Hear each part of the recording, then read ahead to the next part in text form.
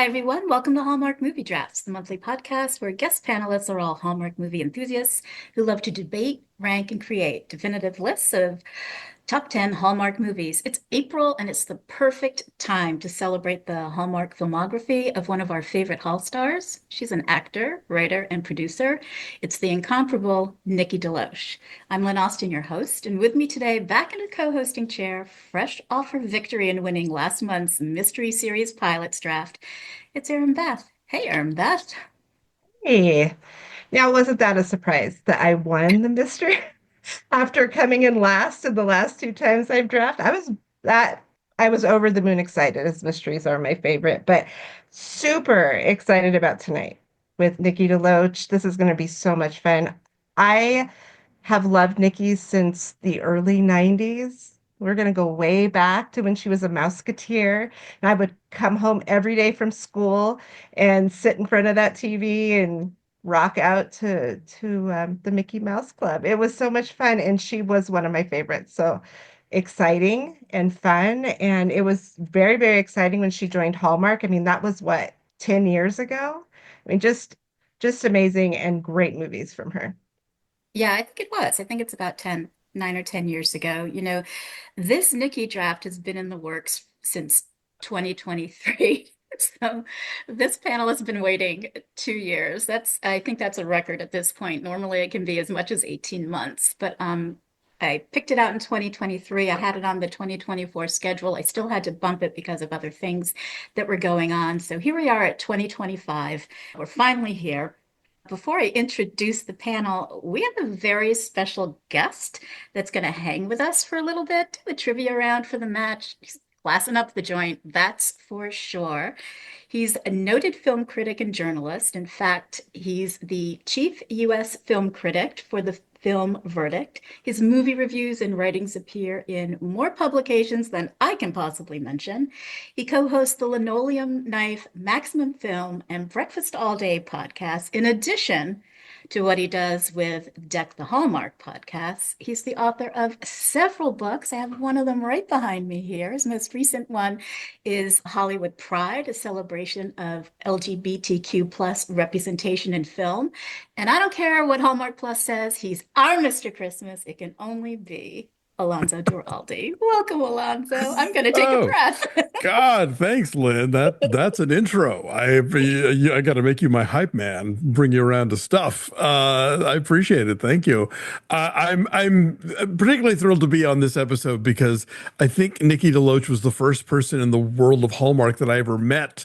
I was doing this program for a while with Outfest, where Frank DeCaro and I, who've both written books about Christmas media, would do kind of a talk show thing where we would bring in people to talk about their experiences with making things. We had a member of the King family. We had Bruce Valanche come on and talk about co-writing the Star Wars holiday special.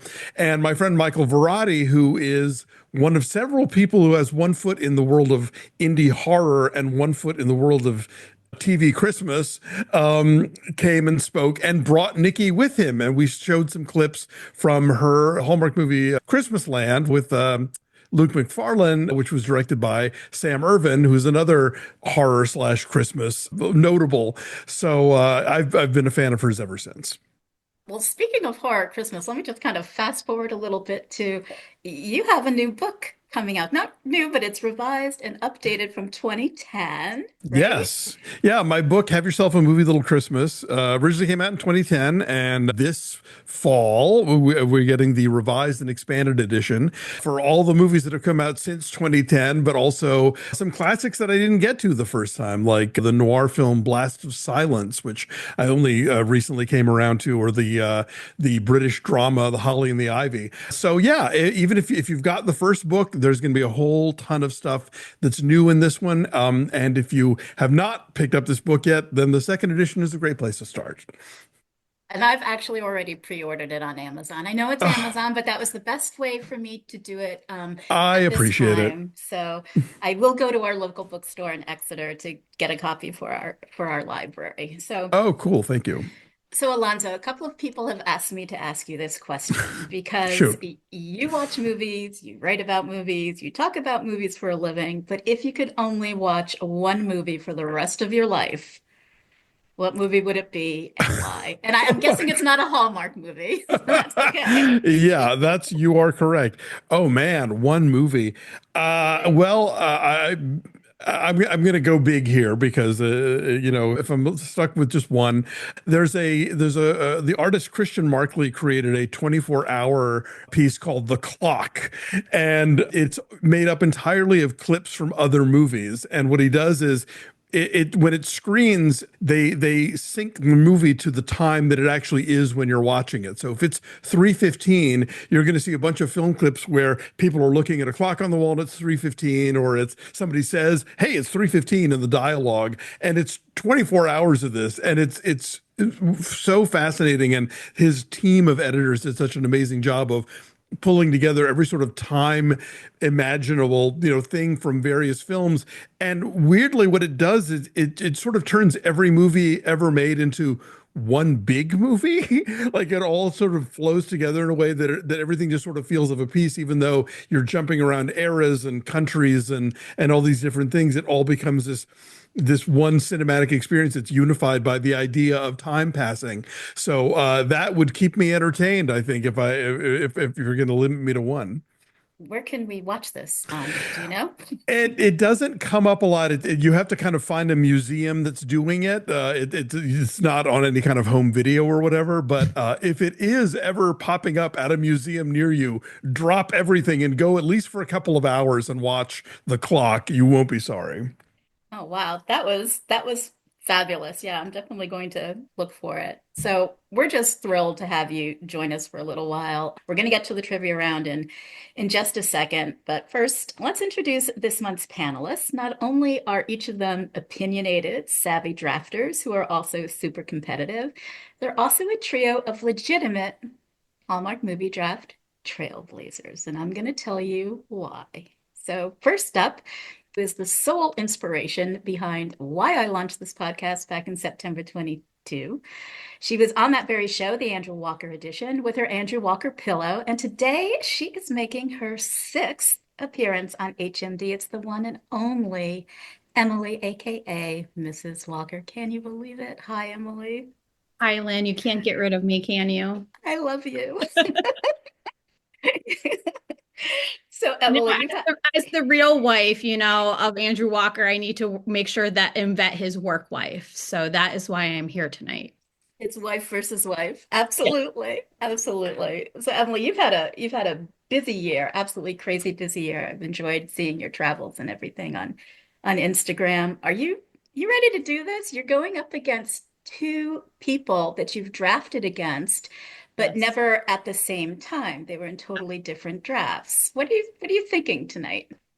Well, all I know is I'm not going to get as trash as I would have been on the Brendan Penny but episode that we had. So this is not a rehash of that one with our other drafter.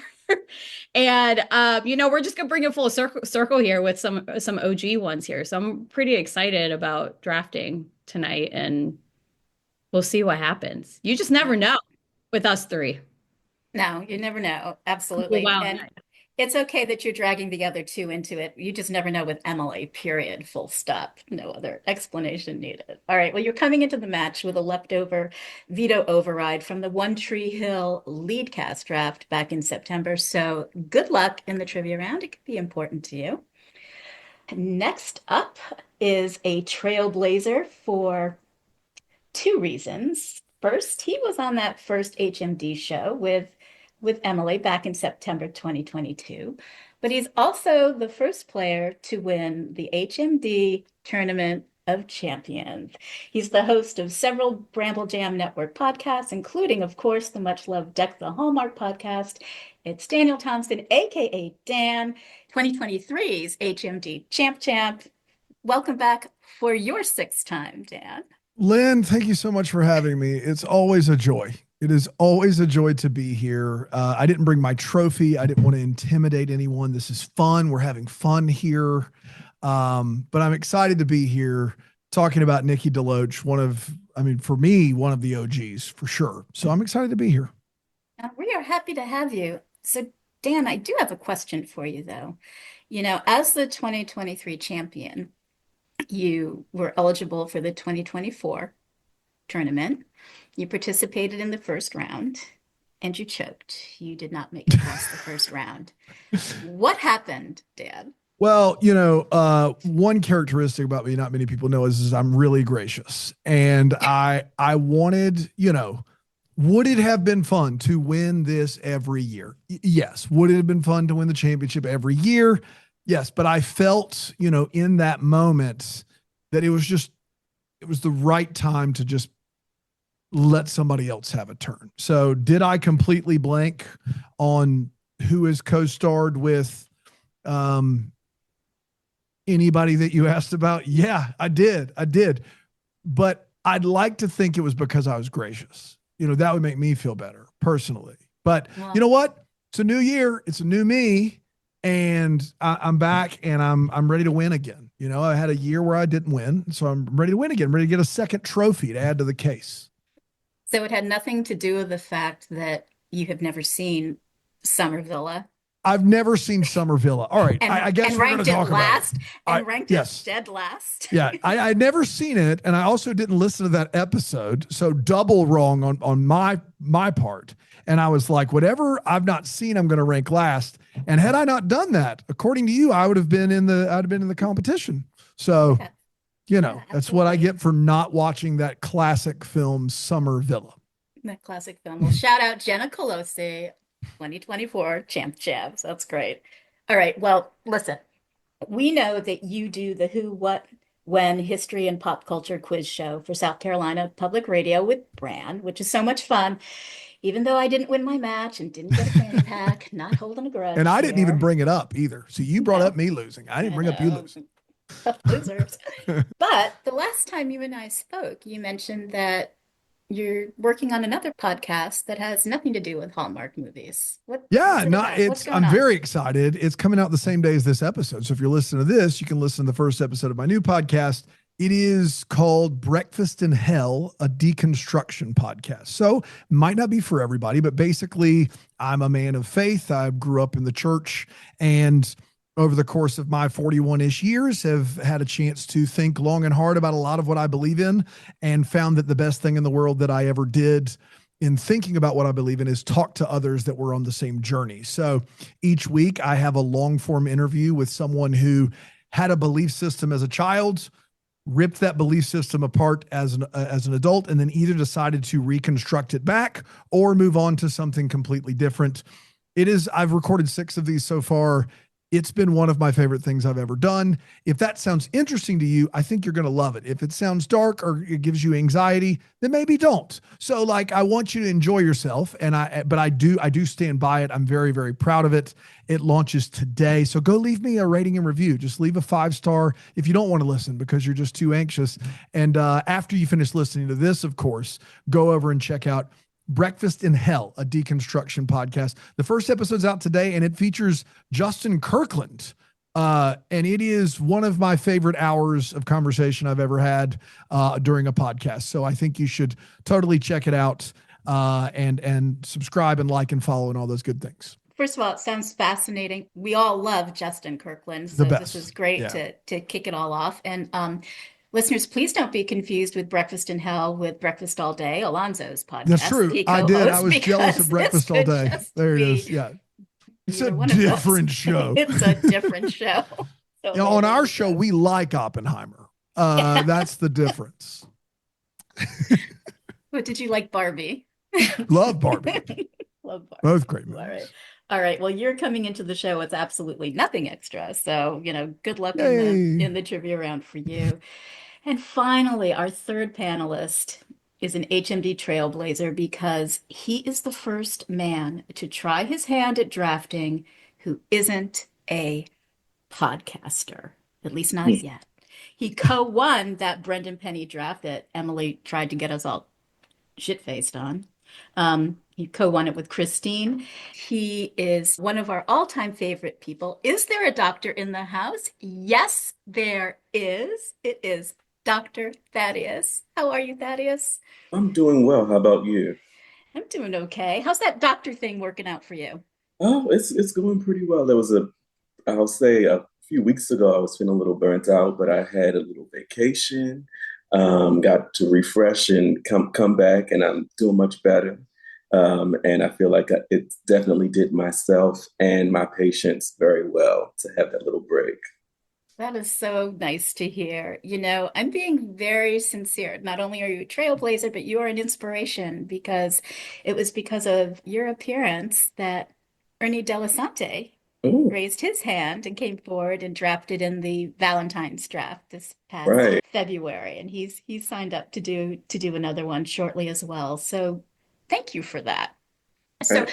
what I wanted to ask you about is, your schedule's been hectic. All of our schedules have been crazy, but I really miss our Friday, Saturday night hangouts watching Lifetime movies because you Yeah. and I love to go there and chat and just go crazy with our comments. So I was thinking, I'd love to see Nikki Deloach in a Lifetime movie. Mhm. Would you like to see her in one? Like, what would that look like? What would that vibe be? So I actually have a pitch for her. Oh, I love Um, this. and it's called so kind of based on some of the roles that she's done in Hallmark movies where she's um, jointly inherited properties with her love interests. And so movie would be part of Vivica A. Fox's Wrong franchise, and it would be called The Wrong Inheritance. And so Nikki Deloach, her character, learns from probate attorney Vivica A. Fox that she has jointly inherited a property with Andrew Walker, who is like our kind of male protagonist ingenue in like all of his golden retriever glory. And she at first thinks that imagines them falling in love and sharing the property in that way. But then she learns that he is engaged to Lisa DeRue, who they've often been in movies together. And so she changes course and tries to kill them. And of course, at the end of the movie, Vivica A. Fox says to Andrew Walker, looks like you got the wrong inheritance.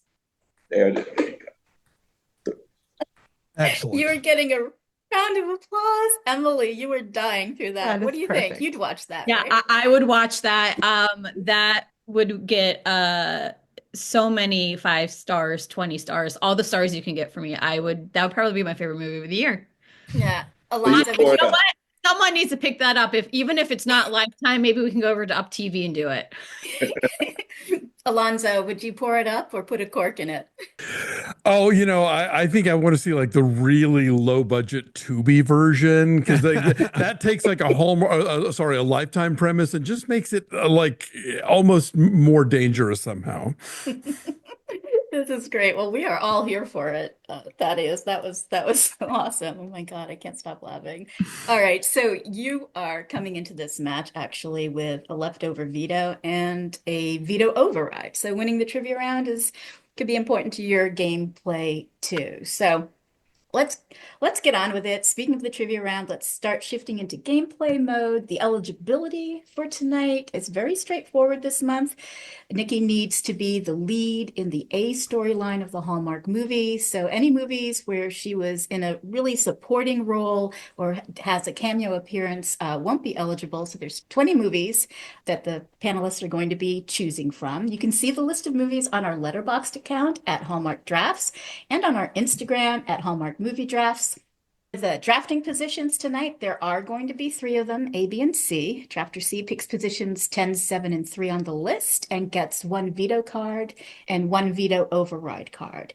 Drafter B picks positions 5, 6, 4, and 2. Drafter B gets only one veto card because they get 4 chances to get their movie onto the final list. And drafter A picks positions 8, 5, and the number 1 position. They get basically 2 veto cards. So they get to pick the number 1 position and they get more opportunities to use their striking power if that's what they would like to do. So how do we determine who gets to be drafter A, B, or C? That's where Erinbeth and Alonso come in. Erinbeth's going to go over the trivia round rules, and Alonso is going to test your knowledge about Nikki Deloach movies. So good luck, everybody. All right, so we're gonna go over these rules really quickly, and if everyone remembers, the first person to answer a question gets to choose which drafting position they will be in first. The second person will choose their position, and the third gets whatever is left over. So, number one, you can't answer until Alonso has finished asking the questions. No jumping in before he finished speaking. I'm looking at you, Emily. As as soon as he's finished asking the question, raise your Zoom hand and wait for one of us to call on you. Then you can give your answer. Alonzo will tell you if your answer is right or wrong. If you're wrong, you cannot guess again until the other drafters have made a guess. No one answers. We will move on to another question. Does anyone have any questions? You said the No? first one to answer a question. I assume you meant the first person to get a certain number correct. First person to answer a question correctly. Just Yes. a question. Oh, just one. Oh, okay. Yeah, Sorry. we're Sorry. you're Yep. really remember it's Nikki Deloach trivia, Alonso. We're going to be here all night. That's I right. got Yeah, you. yeah. Right. So, if nobody has any other questions, I believe Alonso has some questions for you. So, get those Zoom hands ready, and Alonso, take it away. All right. So, our first question that we're going to trot out here. What is the very first Hallmark movie featuring Nikki Deloach in the lead actor role? All right, Dan has his hand up very, very fast. I'm pretty sure it's Christmas Land. That is correct. Let's go. Christmas Land wins it. Thank Dan, you, why everybody. don't you go ahead? Thank you, everybody. Why don't you go ahead and think about which drafting position you want to be in while Thaddeus and Emily wait for their next question.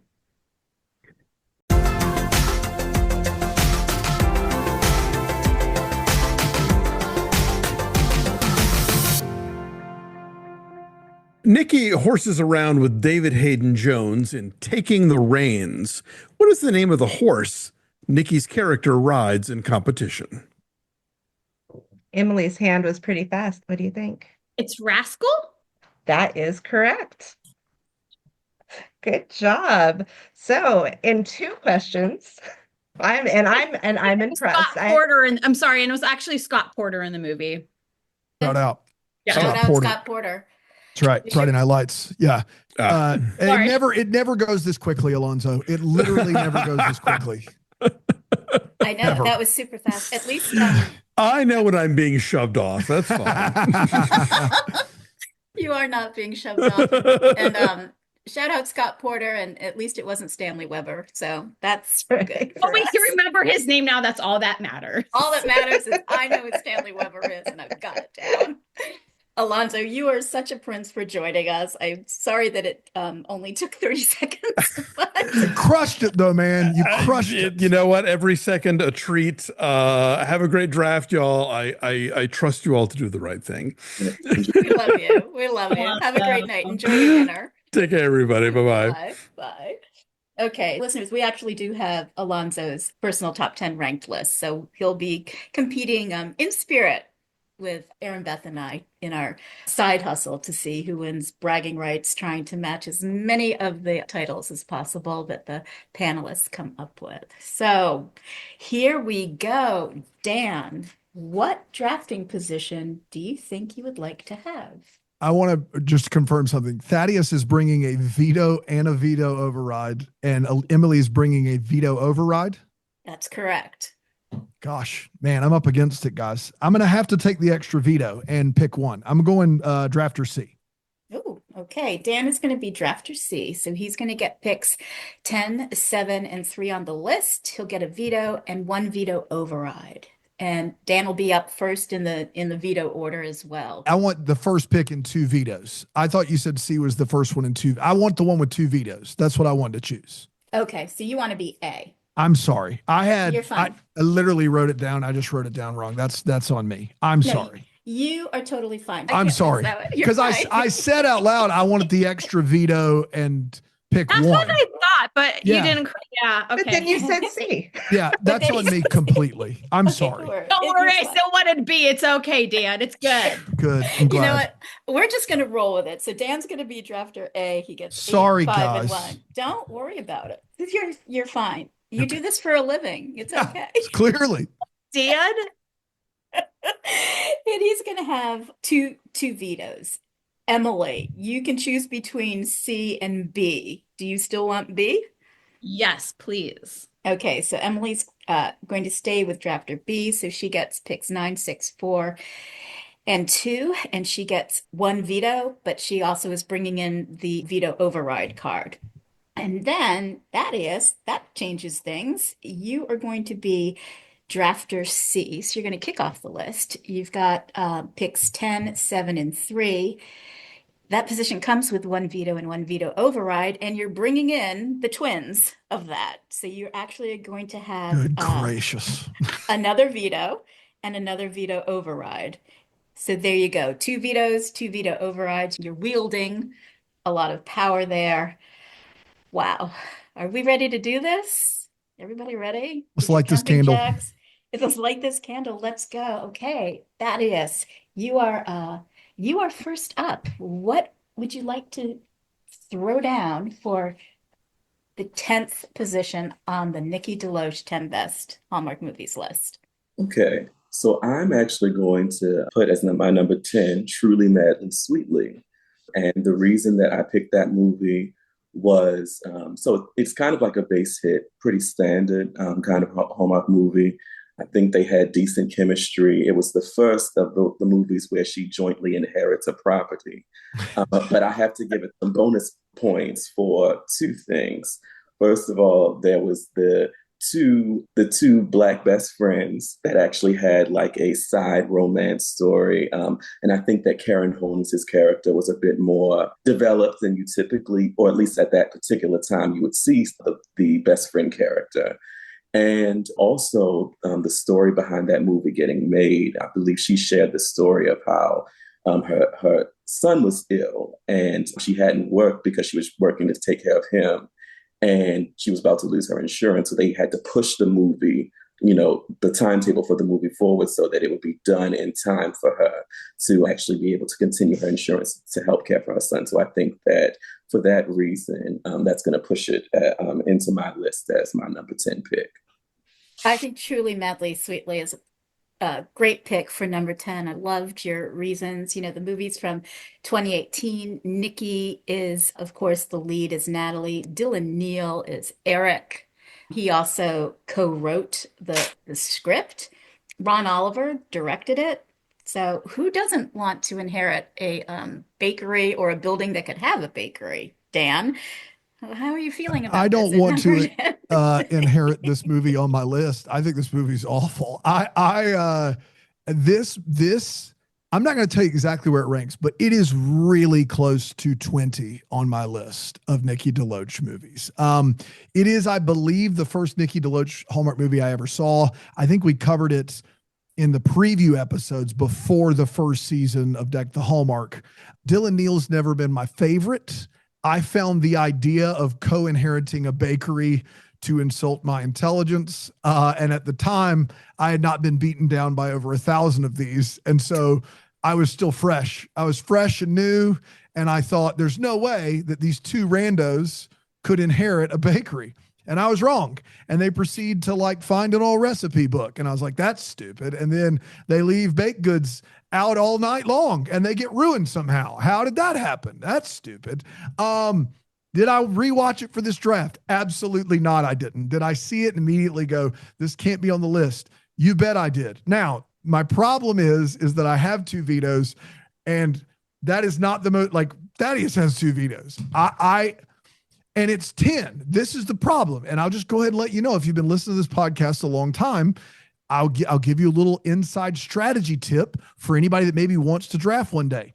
If you want to make sure you get a movie to get 2 points in this draft, put it at 10 or 9 because nobody wants to use their veto at 10 or 9. They want to save them for the higher ups. And then you get to the higher ups and we all have the same movies up there. And that's how you pocket a veto. And so I'm in a tough spot here because I freaking hate this movie. But I also feel like Thaddeus, he called it a base hit, which means if some of his others get taken, he could try to swing for another base hit. And that's a tough spot to be in. And we're just at number 10. And Thaddeus has a lot of veto Gosh override power as almighty. well, but he can't override his own movie pick. What are you gonna do? You're in a tough spot there. I mean, I just feel like if I veto it, I lose, and if I don't veto it, I lose. And that's the beauty of drafting, Yeah. everyone. Let's just let it ride right now. Right.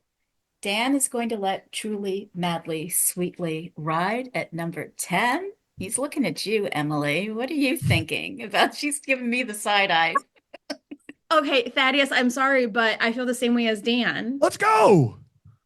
I have one veto though. Oh no. No. I thought, And, see, but is this, Thaddeus may be just trying to do this. Do you know what I mean?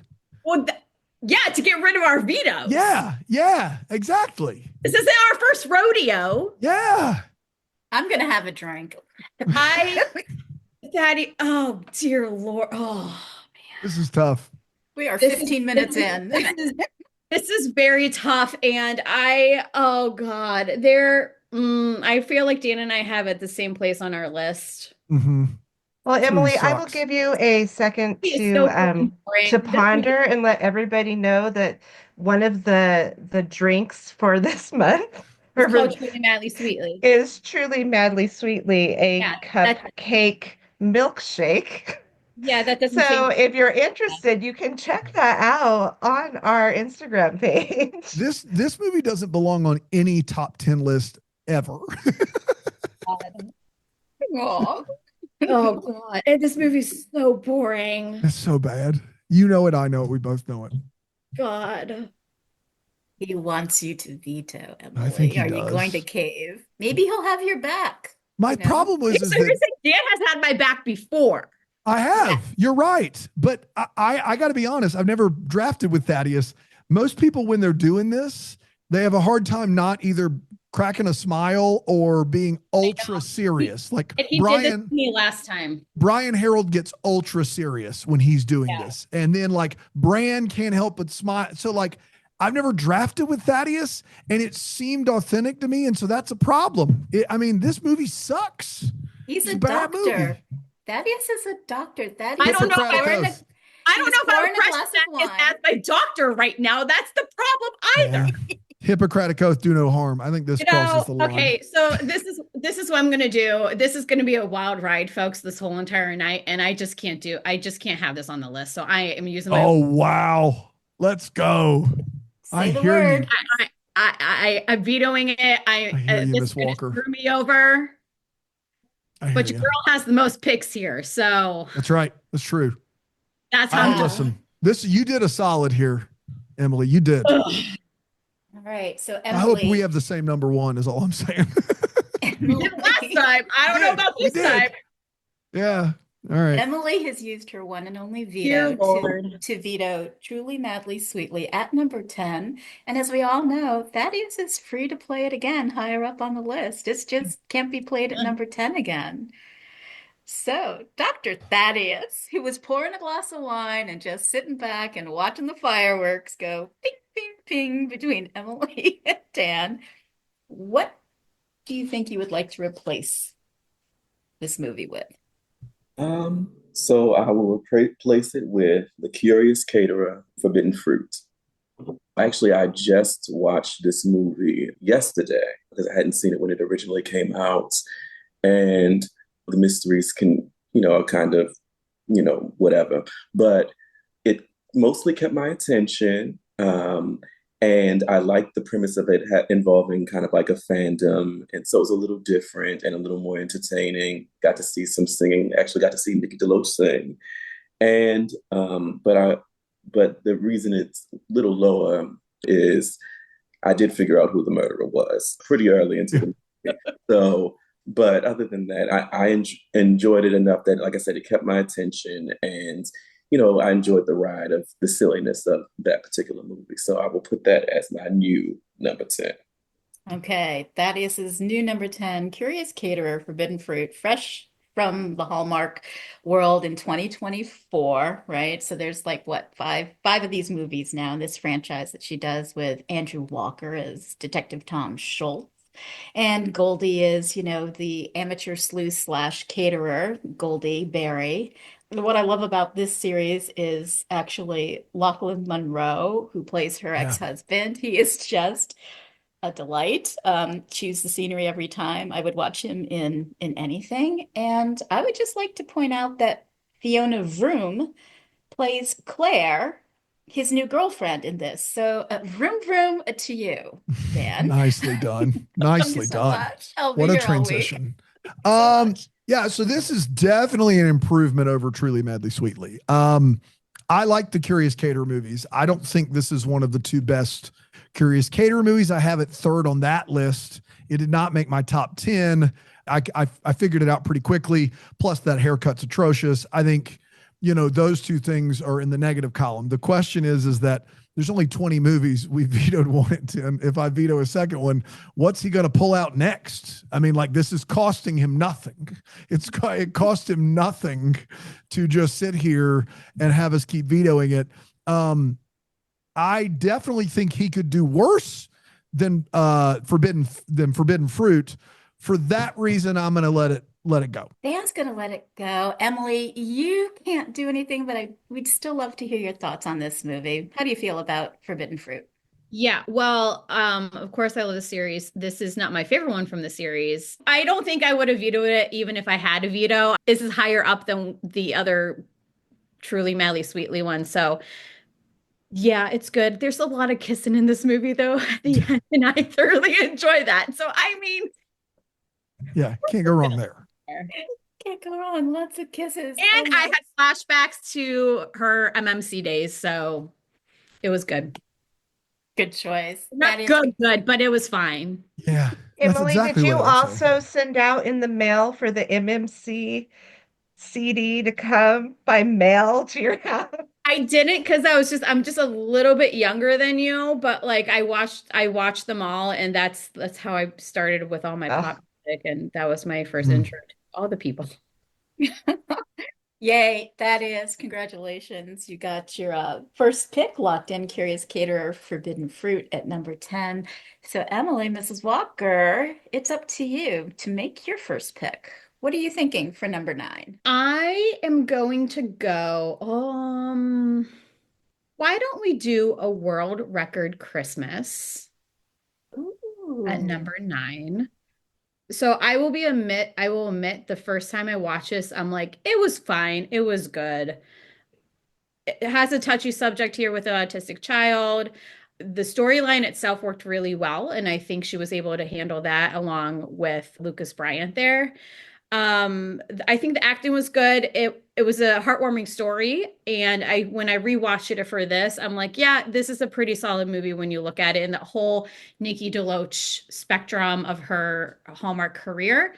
So to me, it's like right in the middle of the pack of all of her movies. I thought, given her performance, it deserved to be on this list somewhere. Yeah, so A World Record Christmas 2023. Nikki's married to Lucas Bryant, who's Eric. Hall star Antonio Cupo co-wrote this movie. Charlie is their son. He's autistic. He's going to try to go for a Guinness World Book of Records.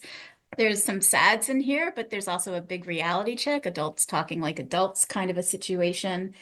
A.S. Dahlman, I might not be pronouncing his name correctly, and I apologize, plays Charlie and is an autistic actor. And this was their first Hallmark movie role. I think it's the only one that they've done so far, but they've gone on to do other non-Hallmark movies. A World Record Christmas. Dan, you're back up. What are you thinking of this for number 9? This movie deserves to be on this list. I agree with most everything Emily said. Had it a tick higher than this, but I'm not here to split hairs here. I think the secret weapon of this movie is Lucas Bryant. I think Nikki is great as always. I think the kid is great, but the role of, what's going to happen at the end of this movie. I think that's one thing that's a detriment, but like, the scene with the chair and the dad, like, what's happening there, and they pull it off so well. And I think Lucas Bryant's like really pulling back on the reins, really like trying to remain in the background when it comes to issues of mother and son, because he's not the biological father, he's the stepson. And then having this very emotional moment at the end, I really just gained a newfound respect for him. I think this movie does a lot right, and Hallmark hasn't always done right by a lot of different people groups. So I feel like because of that, because of Lucas Bryant of it all, it deserves to be on here, and I'm fine with it at 9. Okay, Dan's fine with it at 9. Thaddeus, what about you? Are you fine with this at number 9? I kind of agree with what Dan said. I actually had it on the list a little bit higher as well. And again, it was because of Lucas Bryant. So for myself, I was able to kind of identify with him because the more anniversaries of my 29th birthday, the more likely it becomes that when I do get married, my future wife will probably have children. I'll probably end up being somebody's stepfather. So, and kind of seeing that and kind of trying to be supportive, developing that relationship. And then when he finally called him dad at the end, like it actually like got me to choke up a little bit. So yeah, I had a genuine emotional reaction for me. And anything time I get that in one of these movies, that definitely means it's good. I have it a little bit higher, but I'm just glad that it's on the list. That was beautifully said. I actually cried. Erinbeth, did you like A World Record Christmas? Did you get choked up at the end? It was so lovely. That whole chair thing and then the calling him dad at the end. It was really beautiful. If you didn't cry at the end of this movie, you Then need you're to check Dan. Then yourself. you're How Dan. dare you? I feel attacked. It was pulled at every heartstring in all the right ways. It knew exactly what it was doing, and I loved every minute of it. It was a great movie, and I believe the cast really elevated it. Good Yeah. movie. Normally, I feel manipulated in some of these movies that, pulling at the heartstrings, but I didn't feel manipulated in this one. To Thaddeus's point, it felt very genuine and authentic and well done. Okay, Dan, I've given you a couple of seconds. What are you going to come out of the gate with at number 8 here? I'm going to come out of the gate with a movie that I watched this afternoon for the first time. It's a Summer movie. Villa? Yeah, believe it or not, Nikki, you got to look close. She's in there in that villa back there, under the Tuscan sun or wherever it is. No, I'm going to go with Love to the Rescue. Love to the Rescue. I watched this movie this afternoon. It has a fundamental lack of understanding of how anything works. Animation, pet rescue, even what the game of red light, green light is. It doesn't know how to like function in the real world. Having said that, gosh, Nikki Deloach and Michael Rady, undeniable chemistry. Also, same writer as Two Turtle Doves.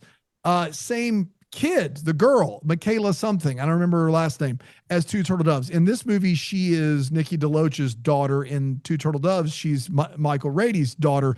And in fact, I'm 99% sure that Nikki Deloach's house in this movie is the same house that Michael Rady has in Two Turtle Doves. I'm not positive on that, but it looked very, very familiar.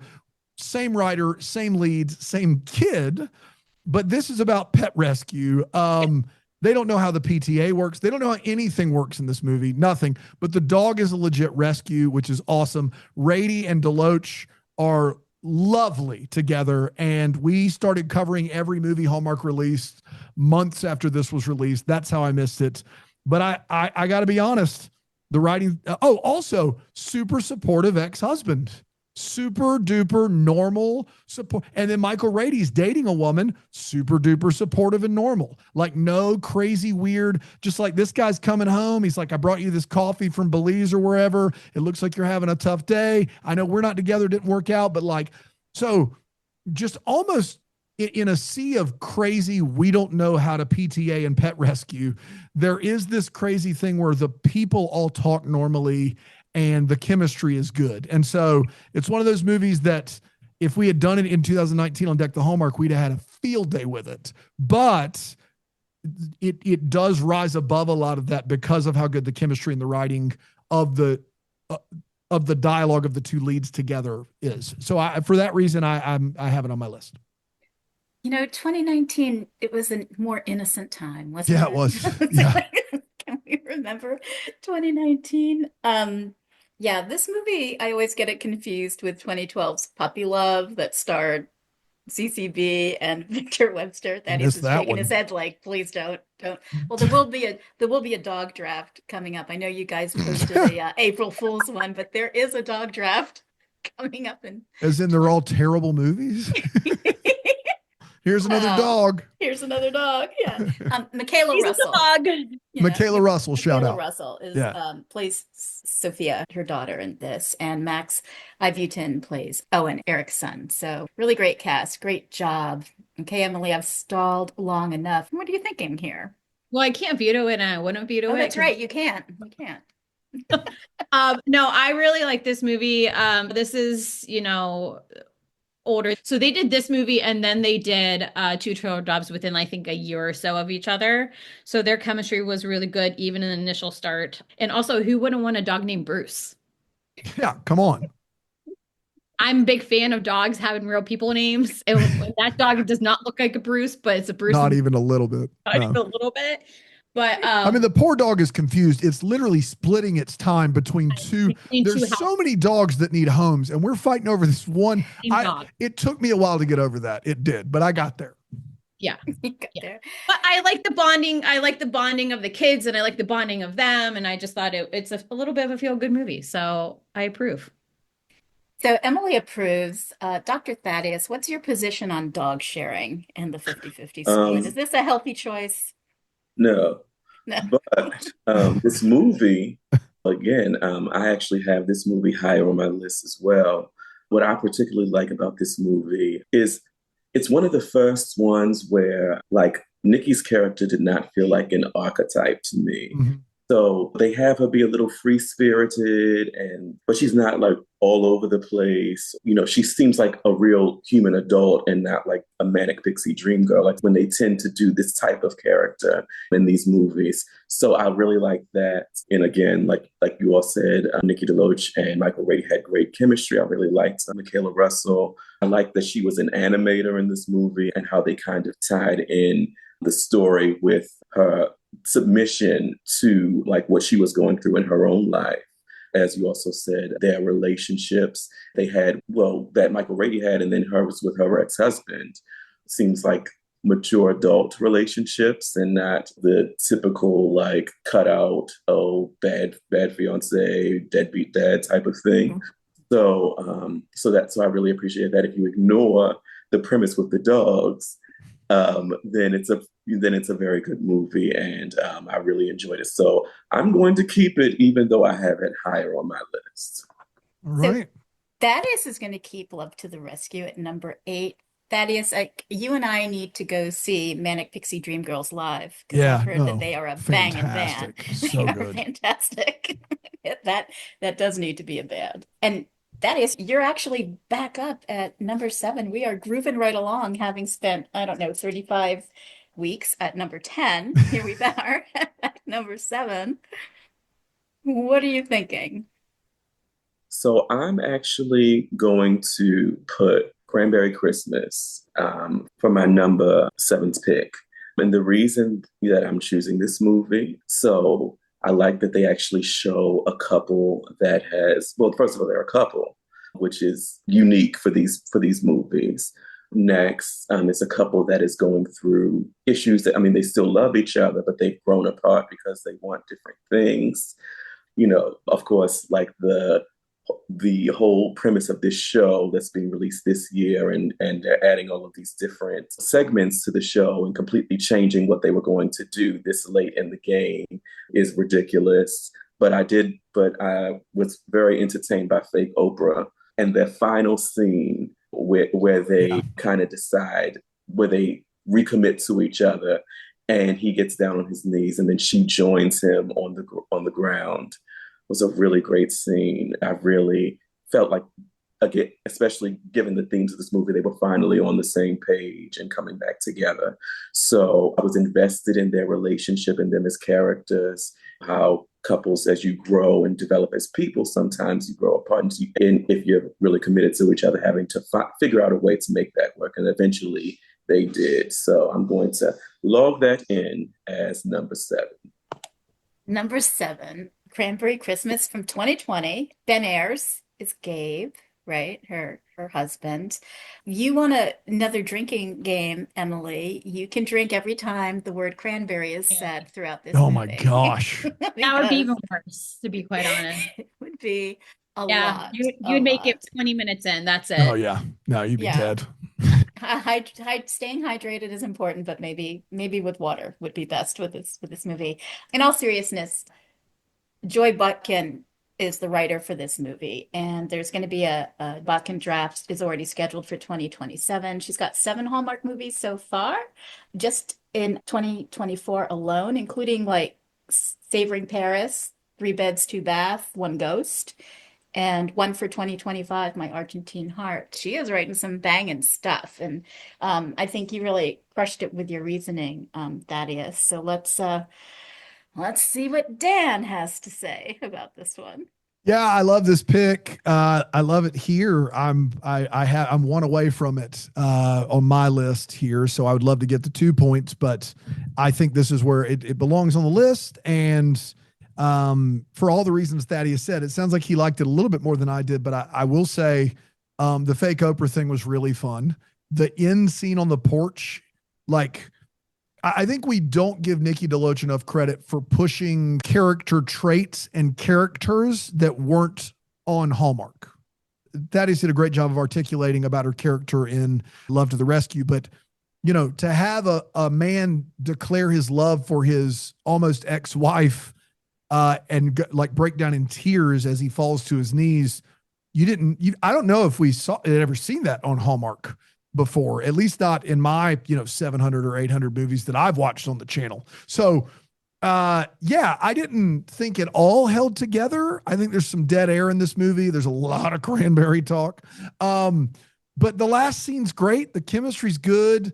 The television show, while it doesn't hold water, is a fun kind of gimmick that they've run into the ground a little bit more. But I think from a performance standpoint and from a differentiation of character and plot, this has got to be on this list. And so, 7, whatever, what works for me. It works for Dan, for Nikki, for a differentiation between character and plot. I'm just waiting for the wrong inheritance, because we are going to see Nikki Unleashed. It's going to be great. Coming soon to Lifetime or Up TV. This has got to happen. I love it. Emily, you can't stop it. This is going to stay here at number 7. But what are your thoughts about Cranberry Christmas? Yeah, I really like this movie. This is a little bit higher on my list. I do want to say one of the best scenes I think ever Hallmark has done is the last scene. I call it the reproposal scene, just because we don't see that. And they both have done a fantastic job with this movie. So I'm pleased that it's on this list. Awesome. Okay, so while Emily's thinking of her number 6 pick, let me check in with you, Erinbeth. What do you think of this list so far? We've got Curious Caterer, Forbidden Fruit at 10, A World Record Christmas at 9, Love to the Rescue at 8, Cranberry Christmas at 7. You feeling good about it? The only thing that could have made it better was if Truly Madly Sweetly was still at number 10. Stop it. Don't stop. Don't joke about Stop that. it. Funny. Erinbeth loves this movie, you guys, and she loves Dylan Neal. I love True or false? Neal. Yeah, she does. True. That's what loves them. Absolutely. Yeah. So Emily's shaking her head and holding her head like she's got a migraine at that comment. Yeah. I feel like every time I do a draft, EB has one movie that she adores that I'm like, is what? Just one. There's always one outlier that's like, what in the world is she talking about? It's Dylan Neal. Come on. Oh, I've seen him. I don't know. I fell asleep with him. I mean, wait a minute. That's a different podcast. If you're drafting the Hallmark actors you've fallen asleep with, I don't want any part of that. I got to get out of here now. Yeah, sorry. That was HMD After Dark here. That's right. Yeah. I left out a word. I fell asleep watching him. I should have said that. And Emily, what's your movie? Come on, save me here. So I'm at number 6 here. I would be remiss if I couldn't draft my husband here, and it is going to be Curious Caterer, Dying for Chocolates. Mysteries here in Hallmark are very difficult to do. The best one in my eyes is Mystery 101, but we are not on that draft. And this is the second best series I believe Hallmark has done. This is by far a different approach for it. Yes, she's a little bit meddling. She's not as meddling as an annoying meddling as other characters within different Hallmark series, and we're not going to go there. but they make the murder board situation fun. They have really good banter. Our dear friend Antonio's in it. So, that's also a little bit of representation. But I do think overall the script is really good. The first time I watched this, it took me a little bit to actually even figure out who did it in the first place. It wasn't like blatantly obvious within the first 20 minutes, although it could have been. This deserves to be on the list within the second half or upper area. Yeah, so number 6, Curious Caterer Dying for Chocolate. I think this is the 4th time that Andrew and Nikki worked together on a Hallmark movie, not in the franchise, but just in the Hallmark movie world. This movie was ranked number 7 in the Andrew Walker draft, the very first show. So shout out Emily and Dan here. That was back in September 2022. And Jillian was on that panel. And it was just ranked number 1 in last month's Top 10 Mystery Series Pilot Movies draft, which was done by Whitney, Yumi, and Erinbeth. So having it at number 6 might make sense, might stay, might not stay. It's going to be up to Dan.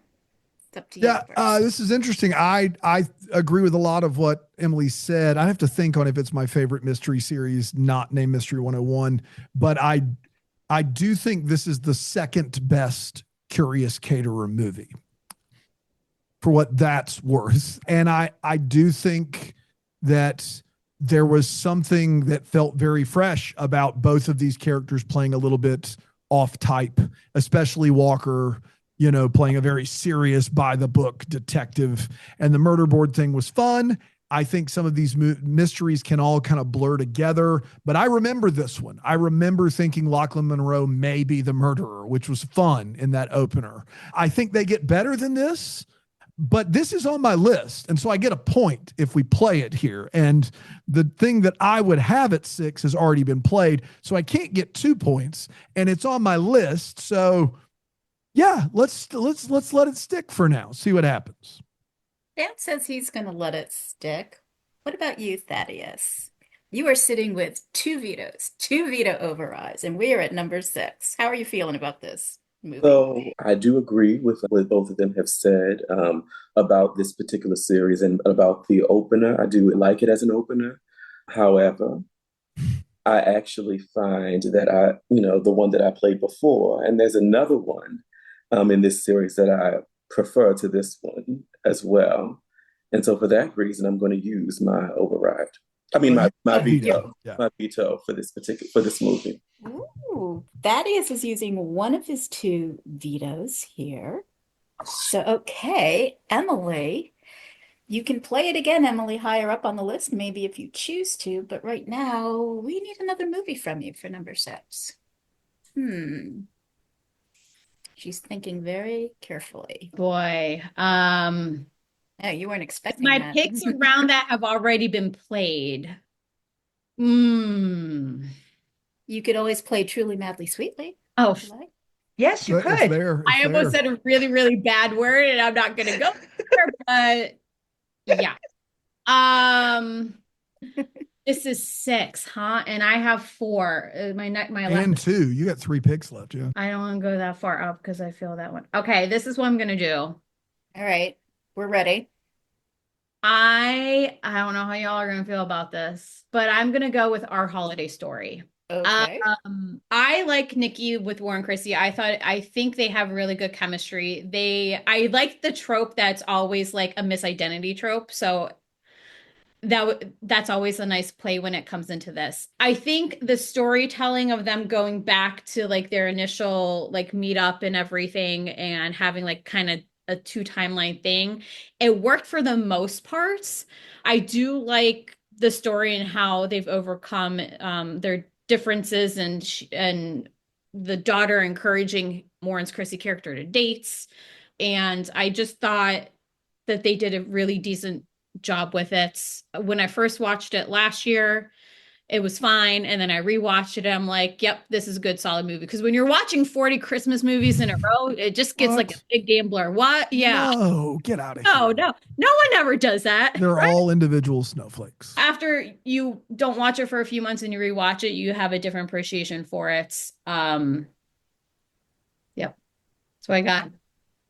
This didn't make the top 10 list of the best Hallmark Christmas movies of 2024, but Nikki's in it. Warren Christie is her husband, as you said. He always is so reliable. And then you've got the companion love story as they're recounting their love story to their daughter's boyfriend, Chris. So that's Gavin Langello. Sydney Scotia is Joanna. There's a lot going on in this movie. I wouldn't say it's a romp. It's fun enough.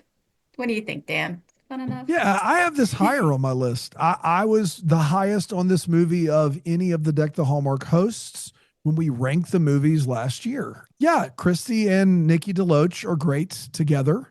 They have really good chemistry. It's a different way to tell a similar story that you've heard before. It's a How I Met Your Mother vibe. You're flashing back and forth, which once again, huge deal. They're on the train. They're trying to get that food that I can't remember now. Yeah. What'd you say? Fruitcake. Yeah, Fruitcake. fruitcake. Like there's a whole bit. I mean, at times, I guess it's not like the most flashy of movies, but easy breezy chemistry with these two, a fun, fresh, different idea. Yeah, I'll take it at 6. Why not? Okay, Dan's going to take it at 6. How about you, Thaddeus? You're going to take it at 6? You still have a veto? I did like this movie. I don't actually, it's not really on my list. It's kind of like right just off like 11, 12 position for me. So, but I only have one veto left, and I'm going to need that. So I guess I'm going to have to let it slide. Thaddeus is going to let it slide at number 6. So there it stays, Emily. The way that he Congratulations. came in with that intro, I got really nervous for a I second. thought he was going to go back to Sounded back. like he was going to I veto know. it. I, I thought about it, but I think that I'm going to be wise and conserve the one veto I have left. Thaddeus is using some strategery, as we say here, right? So, all right. So, state of the list, we have Curious Caterer, Forbidden Fruit at number 10, A World Record Christmas at 9, Love to the Rescue at 8, Cranberry Christmas at 7, and at 6, Our Holiday Story. Okay, Dan, what you can pick for number 5? Yeah, I'm going to go with Curious Caterer Dying for Chocolate is what I'm going to go with at number 5. I Hang love on. that. You just lady pandaed. Yeah, duh. No. I wanted this movie at 6 and it was vetoed at 6. Technicalities. And Okay. so I want it now at 5 for all the reasons already said. And to clarify what happened is Lady movie Panda was vetoed. absurd. That was an That was absurd moment. And the And then fact that you doing would it again. reference, the fact that you would reference me in the same sentence with that's offensive. Go back to sleeping with Dylan Neal. He would not be my Hallmark pass. But honestly, I do think it was pick 6 and 5 as well for that other. Really? That's wild. Pretty sure. All right. Well, we did just discuss this movie at length. Does anyone have anything else that they want to add? Thaddeus, Emily, anybody? Oh, actually, what am I doing? You've got me all confused here. Dan did it. Emily, you can't do anything about it. So Thaddeus, do you want to keep this at number 5? You still have a veto left. I know. These people are exhausting, aren't they? Dan and Emily together? Why do I put them together? They're exhausting. Because we're fun. That's right. This is the fun squad. This is interesting. That's a dilemma. Yeah. So see, I have one veto left. Yep. Yes. And we're halfway through the list. We have 4 more. Yep. And Dan's still sitting there with 2 vetoes. Please do not make this a Lacey Chabert mega draft situation again, or I will quit this draft right now. What do you mean? Lynn knows what I'm talking about. I don't know what that's about. It just went on forever On one pick. on one pick. Okay. Right about here. Okay, let's see. I know. You know what? I'm going to let this one slide for now because I think that I need to focus on bigger potatoes. Curious Caterer Dying for Chocolate is not a big enough potato for Thaddeus to use his one remaining veto on. So it's locked in, Dan. Congratulations. You got that Thank one. you. You got that one squared away. You only have one pick left, but it's a big one for number one. But right now, we need Emily, Mrs. Walker, to tell us about number four.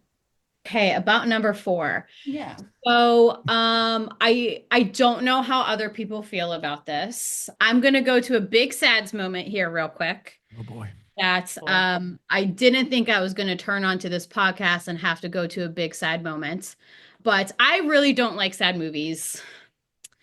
And this next pick I'm going to pick has it's a little sensitive to me right now at the moment, but I am going to choose Love Takes Flight, which is a little bit of an older movie by Jeff Hepner. That's co-star Jeff Hepner. I'm going to try to get through this and not have too much emotion. But at the time of recording this podcast, will be 4 weeks since I've lost my mother. Oh my God. And the father in this, Jeff Hepner's father in this, is how my dad is right now, going through, just trying to go through the loss of his wife and trying to get back into reality and stuff. So I wasn't going to watch this movie because I knew it was going to give me big sads again. But something told me the other day that, Lynn, stop your crying right now, to watch it again. And so I had mixed emotions about watching it again, but it's really, really personal to me right now at this moment. And I think there's other people at this in their lives, whenever something like this has happened, that you can relate to it. So that's why I felt like it needed to be somewhere on this list, personally on my list. So I'm sorry to bring this group down as a sad moment, but Nikki Deloach, this is actually one movie that she didn't lose. Well, no, she did. Did she lose both her parents in this one? Her mother's alive because remember, her mother is teaching her daughter how to play the piano. That's right. That's right. So I think she lost her. I don't know where her dad is, but she is the relative that usually gets stuck with inheritance and dead relatives. So I don't know. So that's where you guys can veto me. I don't care. It's fine. But I just at least wanted to talk about it. And we're going to get away from these big sad moments. Oh my God. Sorry. I love you so much, Emily. You know that. And this movie has some beautiful, poignant moments. Barbara Niven is in this. Jeff Hepner, as you said, is Charlie. And if he looks familiar, it could be because he's in a Chicago Fire and Chicago Med, but he also played a congressman in a movie Dan liked, Oppenheimer. So, Yeah. So we got that flick going for us. And Dan, you are actually first up in the veto order. What do you think of what Knife to the Rescue? Emily? Yeah. First, I dare you to say something snarky. What do you This isn't right. We already know I'm the villain of life in the Hallmark world. I don't care. And you have Deny Emily her 2 points. Emily, Deny Emily 2 points. Over here waxing poetic about how wonderful I can only imagine how wonderful her mom was. And then you got me who wants to veto this movie. I don't even think it's the best grief movie. I think there's a better grief movie to be played here. Getting there eventually. Okay. I have a good I don't know how you feel about my fourth one either. Actually, you might like it. I don't know. Emily, I have to veto this movie. That's great. Here's the thing is I'm going to get so much shit for this. No, guys, you don't even understand. No, do not give them shit. Yeah. No. It's happening. As soon as you said it, first of all, I'm holding back tears, and then I'm like, I'm still going to veto this movie. Gosh, I'm going to veto the movie. I don't like it. Dan has vetoed the movie. His heart is too small. Oh my God. Oh my God. This is so... Listeners, if you could have seen the awkwardness of Dan's body, I at some point I feel like, fate or something is bringing me on podcasts to be unnecessarily mean to people. I'm not even like... I'm not offended. Trust me. Okay. God bless you, Oh my Emily. gosh, Love Takes a Emily. you, lot love for your me. mother. I'm just gonna go over here and drink now. That's all. But Vetoing. Oh my Yeah. God. Dan's body language is one for the books. That is going behind the $5,000 paywall That's right. videos. Absolutely, for sure. Emily, listen, look, you have survived a spider in your bare feet that you could not control a few minutes ago. Surely you can find a replacement for this. Thaddeus needs a heartfelt movie. Thaddeus needs to. I Oh, have, Thaddeus. Oh, sorry. yeah, I'm so sorry, Thaddeus. yes. I Yeah, told you, they're a lot, Thaddeus. They're yeah. just a lot. I Yeah. am worn And out. so it's really interesting. Yeah, Love Takes Flight. I actually did rewatch this movie, I believe earlier this week. I believe this was a Hall of Fame movie, if I'm not mistaken. I think nice setting. I did think the whole hospital thing was ridiculous with her sister asking for her to deliver her baby. That would never, ever, ever, ever, ever, ever, ever, ever, ever, ever happen, especially in a large hospital like this one. But I think they did a good job of displaying the different ways in which people grieve and how some people want to come together, other people need their privacy. The chemistry was fine, the story was fine, but I actually do have this on my list, and so I'm going to use my veto Okay. for this movie. Okay. Override, it is back. Yes, so it is locked at number 4. It is There you locked go. in You at got it number on there anyway. 4. See, everybody's happy now. no, we Except rarely play overrides here. very rarely. Way to go. Thaddeus, this is why you're here. This is Yeah, I absolutely why guess you're it's here. not karma for me vetoing his pick. Oh, absolutely not. Well, Absolutely not. helping you helps me. So Yeah. Win-win. Exactly. So Emily's heartfelt pick at Love Takes Flight has been saved by Yeah, Thaddeus. I would apologize. Like, just No, at number no, 4. no, don't apologize. I'm totally fine. I was going to veto it no matter what. That's just who I am as a human being. I know. Absolutely. Again, that's why I don't take offense to it, because Okay. that's you. Yeah. mhm. Yeah. Send your complaints to Dan if you Yeah. still feel strongly about Dan his at actions and his deckthehallmark.com. choices. Exactly. That's Breakfast in Hell. It launches today. Breakfast in Hell.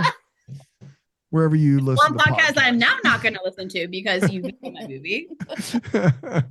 Kidding. Here comes that 1-star review right now. Oh, man. Wow. Well, look at where we are, folks. We are actually up to number 3. If you believe it or not, it's going to be Thaddeus with your final pick of this draft. What are you thinking? What can sit above Love Takes Flight? So I'm going to put The Curious Caterer, Foiled Plans, as my number 3. It's my favorite of the Curious Caterer mysteries. It's the only one I can recall that I did not guess the murderer right away. I liked the different setup for this movie. I think they did a really good job of keeping the story going without it getting too convoluted and like just needlessly adding different people and different motives. I just felt like the setup of characters that they had was actually pretty interesting and they didn't need to do all of that. So that's why I have it on my list. And I'm going to have it on this list, putting it at number 3. At number 3, have you ever fenced? What do you think No, about? Do you have any interest in fencing? cursory. Cursory. Fair. Very fair. Actually, you know what? At a former job, one of my coworkers had a nephew that did fencing, and he was like involved in like this national tournament. And I remember we were live streaming it at work. It actually is pretty interesting. So I'm not necessarily someone that would participate. Well, maybe, but I would go to a fencing match. I would go. I think it looks interesting. I don't, keep your sword to yourself. I'm not sure that I'm up for that one, but it certainly is interesting to watch. I watched it in the Olympics. Dan, how do you feel Yeah. about fencing and foiled plans? So I had 3 Curious Cater movies in my top 11, and all 3 of them have been played. Unless Emily disagrees, I think we can determine the correct order of these movies with a majority vote at this point. This is the best of these movies. It is really, really good. It is borderline the best Nikki Deloach movie. And I don't the mystery movies to me tend to be a dime a dozen, but there's a couple of things they do really well here that typically aren't a part of mystery movies. One, it's kind of a bottle episode. It all mostly takes place in one giant house. That's awesome. Number two, you have a legitimately ongoing B story where this dad has escaped from prison. That is a fantastic B story. And then the whodunit is awesome. It's one of the best mystery movies Hallmark has ever made. In any of the wheels, this is better than most of the Mystery 101 movies, in my opinion. It's a really, really good movie. It's higher on my list than this, but I'm thrilled it's here. I can't see Emily's face. I can see everyone else's face on the screen. I would wager that Emily is with me on this. She doesn't have a veto anyway, so I mean, it doesn't matter. But I mean, part of me is like, maybe I veto it to get it higher. But this movie's really good. This movie's really good, and I'm gonna keep it right here. It's a really good movie. Emily doesn't have a veto, but I want to hear what Emily thinks about foiled plans. You guys are definitely a fan of the Curious Caterer of Mysteries because this is the third one to make the list. So, Emily, what do you think of this one? Yeah, hands down the best one of the Curious Caterers and one of my all-time favorite Nikki movies. I agree with everything that these two have said. Man, I think I've watched this twice within the past weeks, to be quite honest. And actually, as we're speaking right now, there is a Curious Caterer marathon going on. No. So, but it's not on the background, is it? No. Okay. No, you would never. Yeah. I would never. No. It's really well done. You know, a movie like that especially at night, it's really hard to shoot as well. So I think that they did a very good job. And also I have to say that my husband looks really good in this movie. A little bit of an upgrade from the forbidden fruit haircut. Yes. So, yeah, just a little bit. But the one thing I do want to mention, though, and now that we're thinking about this, so this was the movie before Forbidden Fruit, but we never circled back. And is his father ever going to come back in these movies? Yeah, it's a good question. Good question. Which I would love to see because I want to know more about him. Yeah. So, good question. Well, I mean, we have 2 or 3 more in the pipeline right now, so I don't know. We'll see.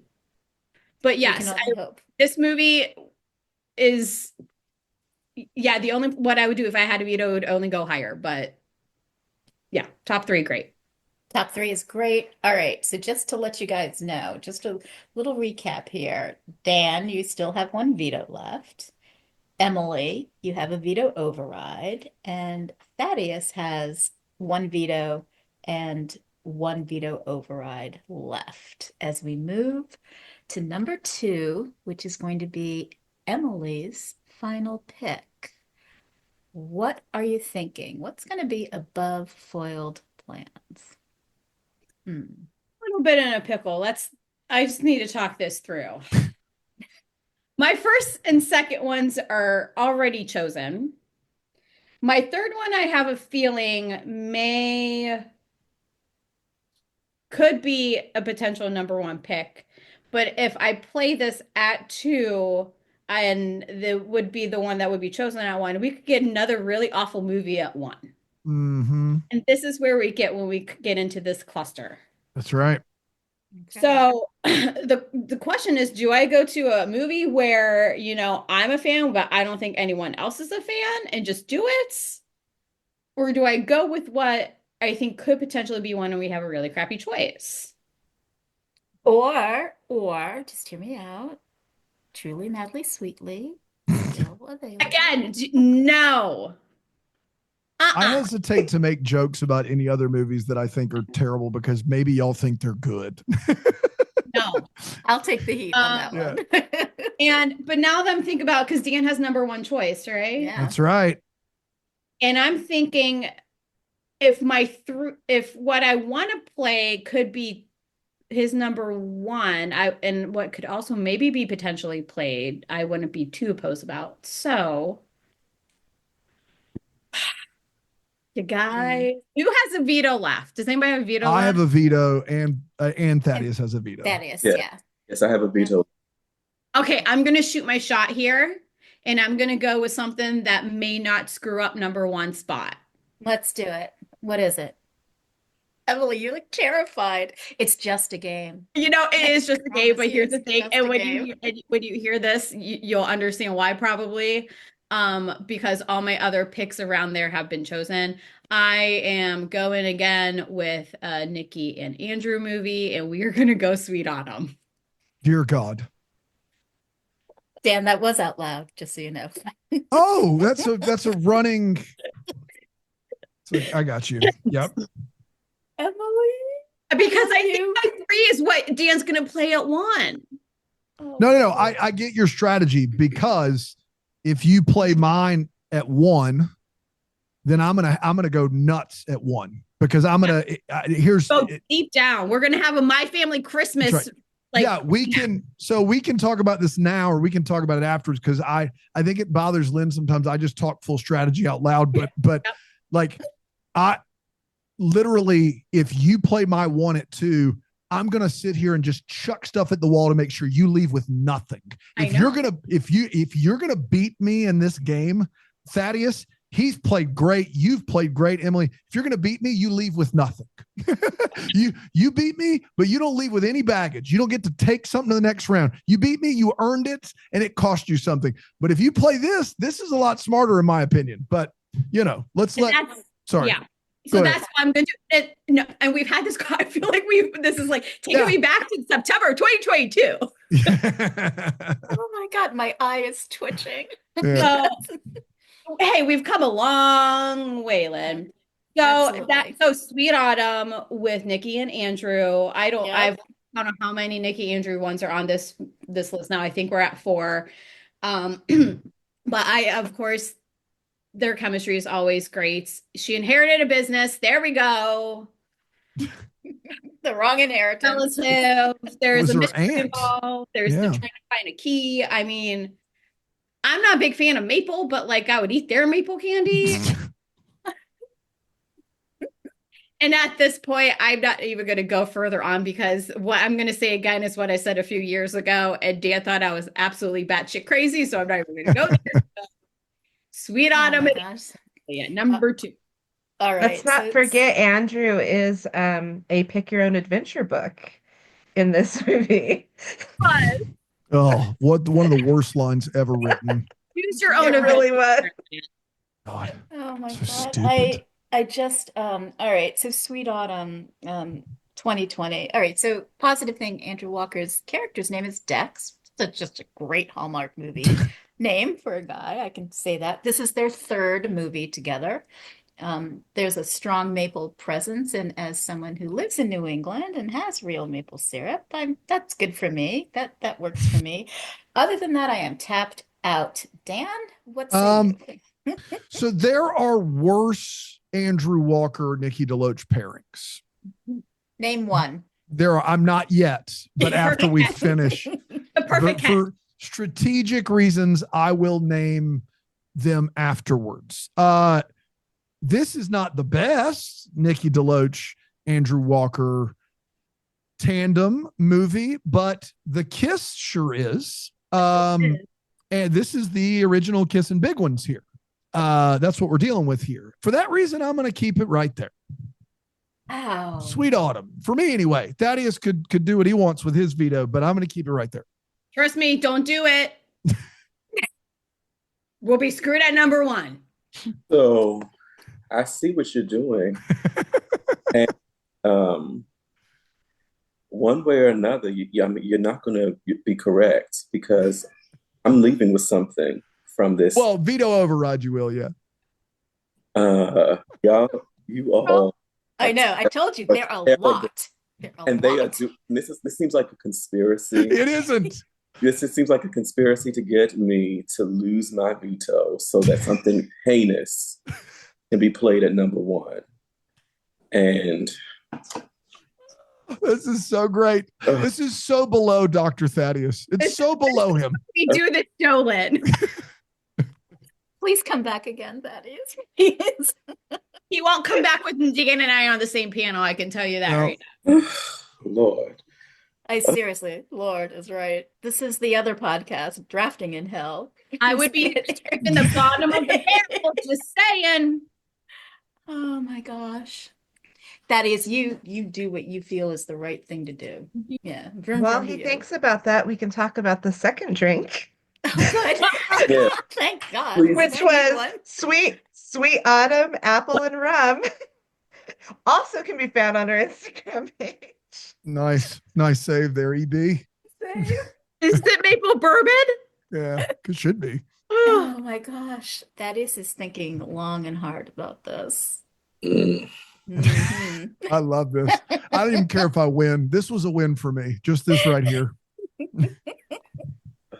Listeners, here's the thing. The three of them are also very, very competitive, and points and positions matter in this game because whoever wins this match is eligible to go on and compete in the For one of the trophies I 2025. already own. Yeah, that's one. Yeah. What are the oh, But throwing You'll shade. choke at the finals. That's what, you know.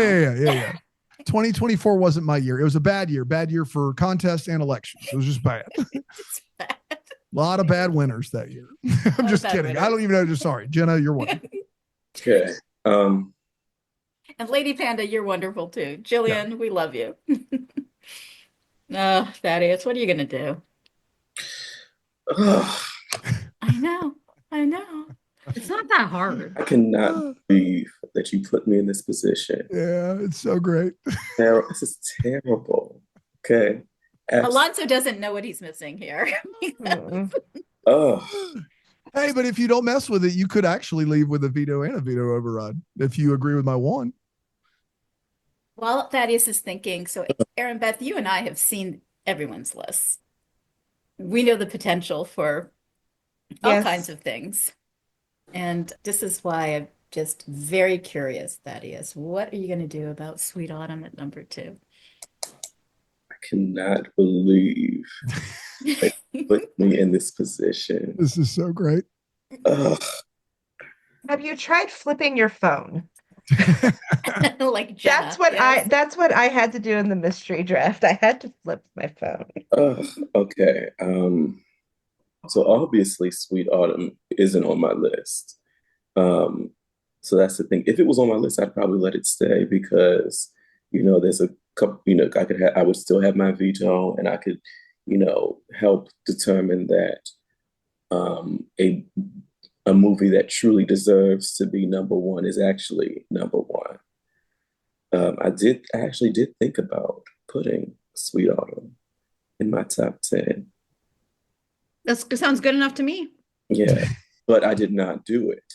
And so I want at least 1 point. Ugh. Do you know that the trophy is crystal and it's about 10 inches tall? Your name is engraved, it's etched, everything is beautiful. It weighs about 9 pounds. But It's a you weapon. need So I am going to use this veto. Oh, wow. oh, Oh, he chose chaos. I Hey. love it. you made the right decision. Because I like I said, I need to at least have something that is on my list in this position at this particular time because I'm too close to, not have it. So I'm sorry, I'm gonna have to veto it. Thaddeus is vetoing it. Who played it? Emily played it, did. so you can't use your override because it's your pick, and Dan doesn't have an override. So guess what, folks? Sweet Autumn is off the list in number 2, and that means Mrs. Whatever I Walker. pick at one stays then. Yes, that's correct. That's correct. Whatever you pick at 1 stays. That puts a lot of pressure on Emily for your No, replacement pick. No, your because replacement now pick. we're going to the bottom of the barrel, and I'd rather have bottom barrel at 2 than at 1. Well, And when I mean bottom barrel, it's not even at the bottom of the barrel. no, there are no barrel bottoms with Nikki, are there? Really? I know Dan won't like that one. That's a maybe. Nah, I don't know. Okay, so we're gonna go with A Dream of Christmas. All right. Tell us why. Well, this did make my list. I will tell you that. I won't tell you where. It's Andrew again. Shocker, you guys. I mean, they've been in like what, a gazillion movies together. It's their first movie together. It's one that you say you make a wish and then it comes true, and then you realize that you don't want the wish. You love your life like it was. Cindy Williams is in it, so I think that always deserves a little bit of a shout out. I just enjoy the movie. And given the situation that we're in right now, I don't want to mess with number one. So a dream of Christmas it is, maybe.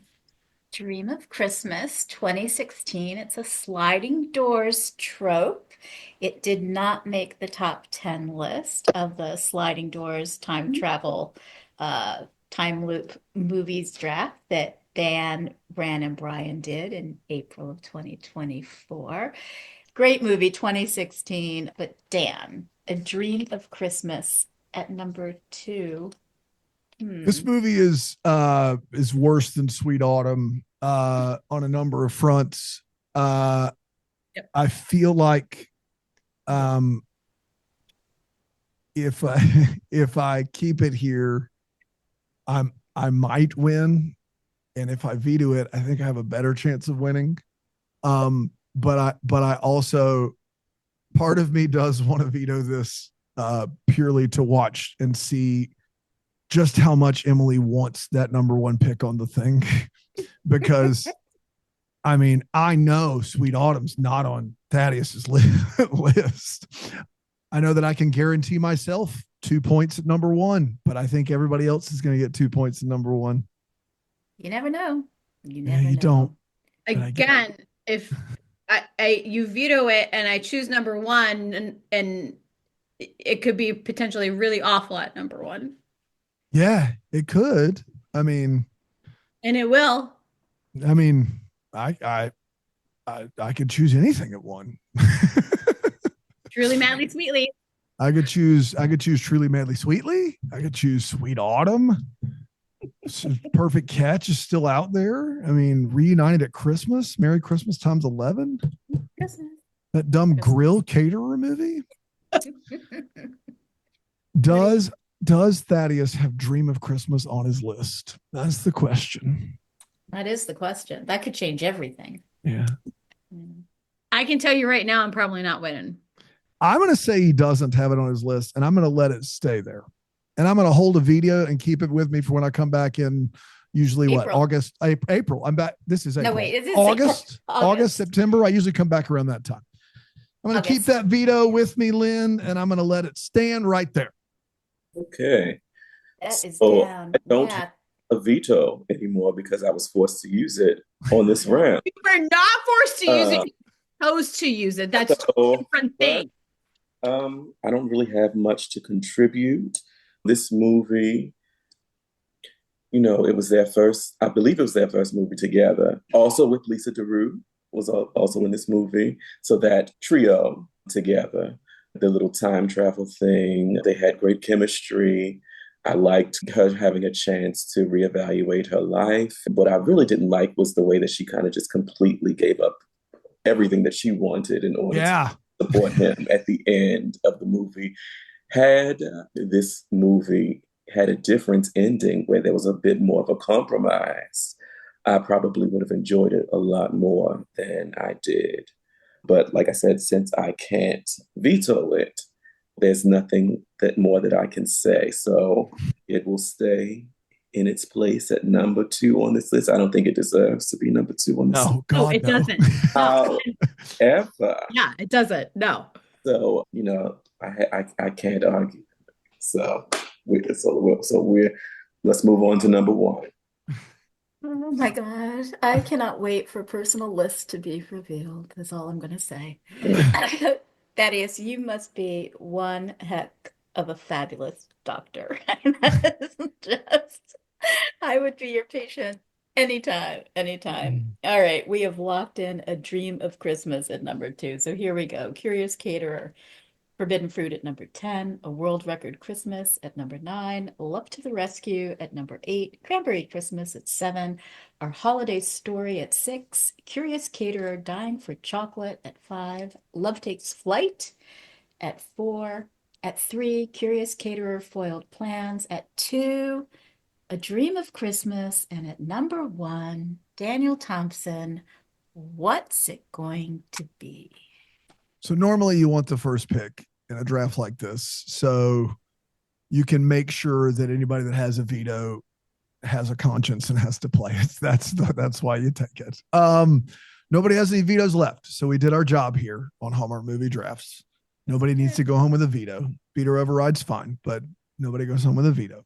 And as much fun as it would be to snag a point for Sweet Autumn here at number 1, I know that Alonso Duralde did hang up hours ago, but in spirit, I can hear him. Daniel, if I don't play what is clearly the best Nikki Deloach movie, Two Turtle Doves. This is a movie with the same writer, leads, and supporting actors as Love to the Rescue, but it is a movie that for 2019 is revolutionary for Hallmark. It deals with grief in a real way. It deals with loss in a real way. It is touching. It is sincere. It is funny. The child actor, Michaela, I still don't remember her last name, is Russell. Michaela Russell is an absolute joy. Rady, fantastic. Deloach, fantastic. Everybody's operating at a 10 of 10. If I'm ranking all the Hallmark movies I've ever watched, it's in the top 25, maybe in the top 15. Two Turtle Doves is the best movie. There is no other answer. Emily is fist pumping. It's also an inheritance movie as well. Yes. So Emily, your thoughts first, because you were up. And this is why I didn't want to screw up number 2 and choose it at number 2, because I knew Dan was going to play this at number 1. Yeah. I will say, but for me, and we'll get to it, I think it may have lost me the game. I think the veto override put me in a hole. And if I could have gotten you to play it at 2, and I could have played Sweet Autumn at 1, because Sweet Autumn was on my list, because I think that could have won it. I don't know. I don't know how the scores are going to shake out. Obviously, this is me just guessing, but I knew it was close, and that was what I was going through. But at least Thaddeaus did have to use his veto. So if I play him again, he's not armed with all this extra stuff because he's so stinking smart. So, but Two Turtle Doves has to be here. Come on, guys. It has to be there. And I think when we read your list, I think you will also be surprised about everything playing out. But I do want to say that I love Nikki, but can we just please stop with the inheritance trope for her? Please. No kidding. Yes. Like 5th time. Yes. She and Lacey Chabert always seems to inherit things in their movies. Lacey Chabert normally gets to keep it all to herself. Nikki usually has to share it with her love interest. Gosh. Thaddeus, please don't put into your appearance contract that you will not draft with Dan and I would love to draft with Thaddeus again. He's wonderful. I mean, rematch 2027 to folks? Yeah. That's exactly this way. What do you think of this? What do you think of Two Turtle Doves, especially at number 1? Obviously, it is also my number 1 pick. It's one of my all-time favorite Hallmark Christmas movies. The chemistry from the cast after they previously worked together, especially with Nikki Deloach and Michael Rady. I loved their near kiss.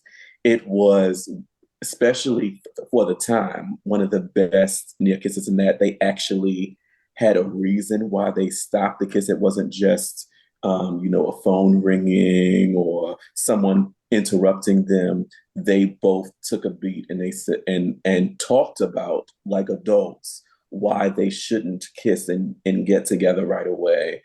I loved the realistic portrayal of grief and how it's not a linear process. You have your good days and bad days, and they actually showed that process. I loved the family coming together, and then her research. That was a different career choice, particularly at the time. And I recall hearing that certain people, executives, did not want this movie to be made the way that it was. And I'm glad that they did it. So I'm really happy that it's on the list, and I'm really happy this is number 1 on the list. And when we reveal our actual lists, you will have a nice, fun surprise. Yeah. So, Same. And I think had I said something, I think that something else would have happened. So we'll see how my thing put what it did for me. So Yeah. We will see how it Yeah, goes. that's going to be interesting. You guys did such a great job. Before we get to your personal lists and your scores, Erinbeth, you and Alonso and I had our little side hustle going on. So this is Alonso's personal list. At 10, Curious Caterer Dying for Chocolate. At 9, Love Takes Flight. At 8, Christmas Land, which no one mentioned. Nikki's very first Hallmark For good movie. reason. The The Gift of Peace was also not discussed with Brennan Elliott. He had that at number 7. At 6, Our Holiday Story. At 5, yes, you're going to hear it here, Sweet Autumn. At 5. At 4, Cranberry Christmas. At 3, Curious Caterer Foiled Plans. At 2, Love to the Rescue. And at number 1, Truly Met. No. 2 Turtle Doves. Wait. He had Love to the Rescue at number 2? Yeah. Love to the Rescue Yes. at number 2. Two That's Turtle Doves crazy. at number. Two I'm Turtle Doves at shocked. number 1. Alonso. Yeah. I think this is why he left, Yeah. quite frankly. I can't believe he's seen that movie. It's not a Christmas movie. Like, I can't believe he's seen it. Wow. I know. Okay. Erinbeth, should I read my list and then you read your list and then you can tell the scores? How does that sound? Yeah, Okay. that sounds All right. good. So my top 10 is Reunited at Christmas at 10. At 9, Sweet Autumn. And I'm just going to tell you, I'm just going to start cutting your mics, people. At 8, Cranberry Christmas. At 7, Curious Caterer Dying for Chocolate. At 6, The Gift of Peace. At 5, Christmas Land. It's her first Hallmark movie, and I really believed it should have been on this list. Trash. At 4, cutting mics, cutting sound here, 2 Turtle Doves at number 4. Don't. Well, just wait for it. This is why Lynn sucked at drafting as well, guys. Yeah. God. I won my draft against you, She Missy, did. for the fake relationships. I won. I'm just saying. All right. At 3, A World Record Christmas. At 2, cannot believe. Well, actually, at 2, The Perfect Catch. I stand by it. Oh, At number 1, if you thought that was bad, A Dream of Christmas. oh, God almighty. Oh, That's whoa, crazy. wait. You I know told how you to just wait for it. wait, you know how I feel about The Perfect Catch, but are you effing kidding me, Lynn Austin? That's right. Yeah, that's the correct response. No, I don't. I let my love of time travel, time loop, sliding door movies color my judgment here. Maybe a hair. Yeah. What's your excuse for the perfect catch? That's what I'm Because trying that to is not a time travel. Well, I would like to time travel to a place where that movie doesn't exist. But First of all, A Perfect Catch has made a couple of different Hallmark movie draft lists, right or wrong. Yeah. I wanted more diversity. I wanted less, Good movies. You curious didn't want to win. good movies. Less Curious Caterer, like one Curious Caterer, and then, spice it up a little bit. Hey, at least I didn't put Truly Madly Sweetly down on there. Come on, Erinbeth, what's your list? Oh, no. I don't even want to. Truly Madly Sweetly is not as bad as the perfect catch. And Truly Madly Sweetly is at the bottom of my list, not But at the top. But it's on there. I got to be honest, they're both better than Reunited at Christmas, Lynn. Yes. So I just want to be very clear. That's 20. 20. 20. Merry, Yeah. Merry Do I need Christmas. to say Merry it Christmas, 11 Dan. times? Good Yes. gosh. So boring. Okay, go on, Erinbeth. Okay. All right. So number 10, The Gift of Peace. Number 9, Truly Madly Sweetly. 8, A World Record Christmas. 7, Love to the Rescue. 6, A Dream of Christmas. 5, Sweet Autumn. 4, Curious Caterer Forbidden Fruit. 3, Christmas Land. I always feel like their first movie deserves a spot on the list. And it's just a good little cute movie. 2 Turtle Doves, and 1 Curious Caterer Foiled Plans. Foiled Plans and 2 Turtle Doves are her 2 best movies. Okay, so what were So- our scores? What happened? Yeah. Well, Lynn, you scored 5, I think, for the obvious reasons. Your However, list sucks. I only scored one more I- point than you, and that was 6. I liked you better when you Y'all, were I liked you better when you were a giraffe at the beginning of the show, quite Oh frankly. man. Oh, so Sorry. good. The I show's only so scored good. one more point than you at 6, so it's not like my list is that much better. However, Okay. you guys are really lucky Alonso wasn't drafting because without even being able to place any movies in proper places, he scored 9 points and got 2 movies in the place that they Wow. wanted. Look at this Oh 9 guy. my points. God. It's Wow. unbelievable. Yes, That's crazy. 9 points. All right. So 9 points. let's do our personal list reveals and we'll start in the veto order. Dan, you're up first. What was your personal top 10 ranked? My personal list, number 10, I put A Dream of Christmas. Why did I put that there? Because I knew somebody would play it.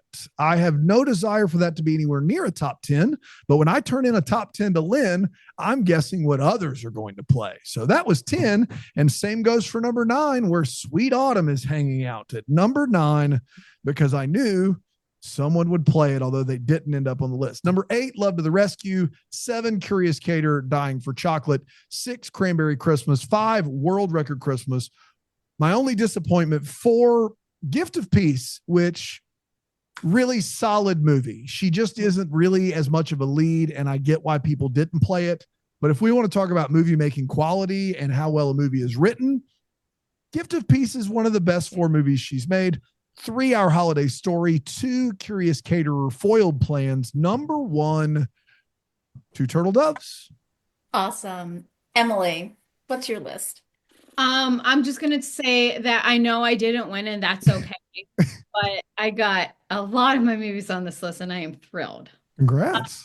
So at number 10, A World Record Christmas. 9, A Dream of Christmas. 8, Our Holiday Story. 7, Curious Caterer, Dying for Chocolate. 6, Love to the Rescue. 5, Love Takes Flight. 4, Sweet Autumn.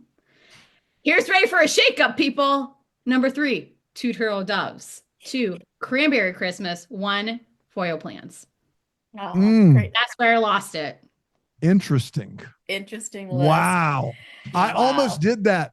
I almost, until Foiled Plans was played at 3 by Thaddeaus, I was thinking about what would happen there, and I was actually fine with that. So Thaddeus, I cannot wait for you to reveal your list, sir. Yeah. Let's hear it. Okay. So actually, my number 10 really was Truly Madly Sweetly. Now I'll be honest. Do I really think that this movie should go on the list? No, but I was hoping that I could manipulate people into putting it on the list because of the background story. So I wanted to give myself a little point. Yeah. But number 9, Curious Caterer, Forbidden Fruits. Number 8, A Dream of Christmas. Number 7, The Perfect Catch.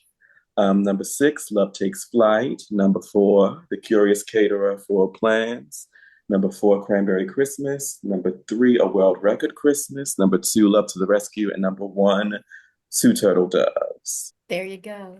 Wow. I can't believe Truly Madly Sweetly was actually number 10 on your list. I thought for everything that you were doing a bit. I was doing a bit, but it was a different bit than what you thought it was. Like I said, I thought that I could sell it to get a point. That's not a bad strategy, though, at 10, because you think nobody wants to use their veto at 10. I think Emily really saved me there. Yeah.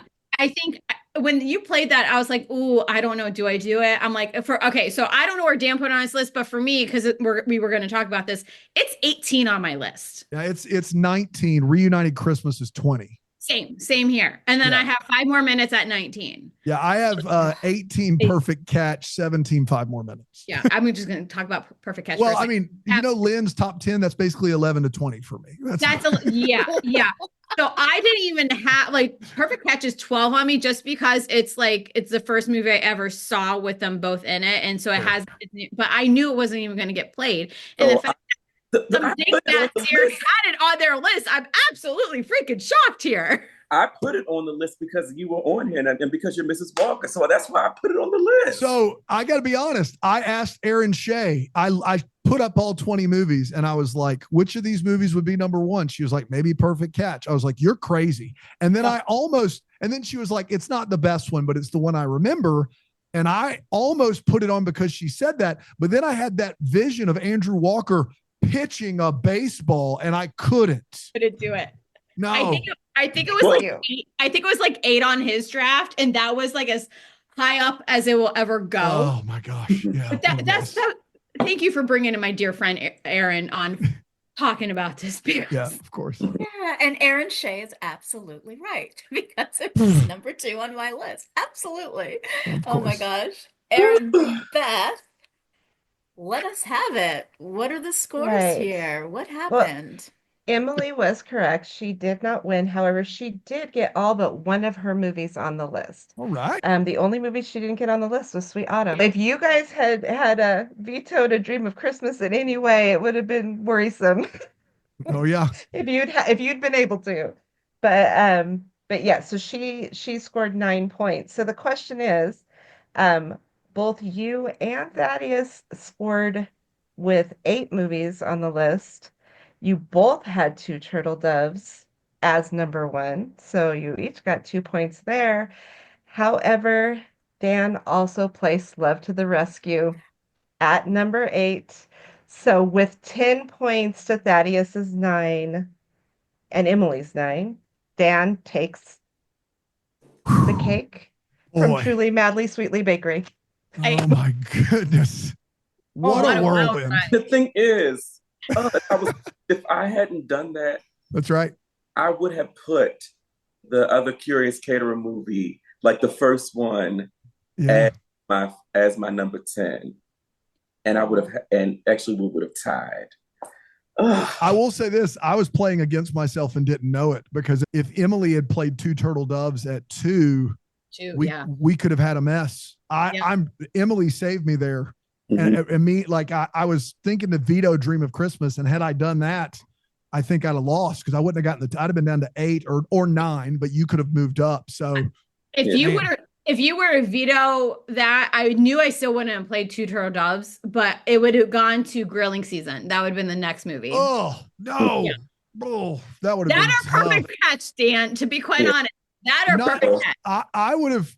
I was thinking about playing, if somebody had a veto left, playing Gift of Peace at 1, just because I was like, either they have to use their veto or because I didn't think either of you had it on your list. And I think that movie is pretty solid. So So when I said it could go 2 ways, I thought I was either going Turtle Doves with you or Gift of Peace. To be quite okay. Fair. And I'm like I didn't rewatch Give a Peace, obvious Fair. for reasons. Right now, it's like in the lower half just because of where I am right now. Yeah. But like I knew that you were really high on that movie anyway. So I think it all worked out, and I knew I wasn't going to win as soon as Thaddeus played. But I mean, 10 to 9 to Merry 9. Christmas at 7. Yeah. I mean, It's but not like you lost. It's not like you're sitting there with 6 points and they have 10 and 9. Movie. 10 to 9 to 9. This was It's a great match. You gotta really be as did, close as Daniel. it gets. It was probably the most fun to score that I've had in a while. Like it was pretty fun to score. Man. You guys were great. The mic drop at the end with Dan going like this. one point up. You guys were absolutely awesome. This oh my was gosh. so much fun. This is so much fun. Thank you all for doing this. It was such a blast. Listeners, be sure to follow Hallmark Movie Drafts wherever you get your pods. It's available everywhere. Subscribe to our new YouTube channel. Meet up with us on our Instagram. If you love HMD, please share and recommend our podcast with your friends and family. We love hearing what your top 10 lists would have been or your number 1. And take a moment to leave a review on Apple and Spotify. Right after you leave reviews for Breakfast in Hell, Of course, hop on yes. over and, Yeah. and do the Hallmark Movie Drafts one because it truly helps other Hallmark movie fans to find the show. Coming up in May, we're doing a sisters draft. It's a panel of 3 pairs of Hallmark movie loving sisters, or maybe not Hallmark movie loving sisters. They're going to draft the top 10 list of Hallmark movies that star either Ashley Williams or her sister, Kimberly Williams Paisley. It's going to be Tracy and her twin sister, Stacy. That's fun.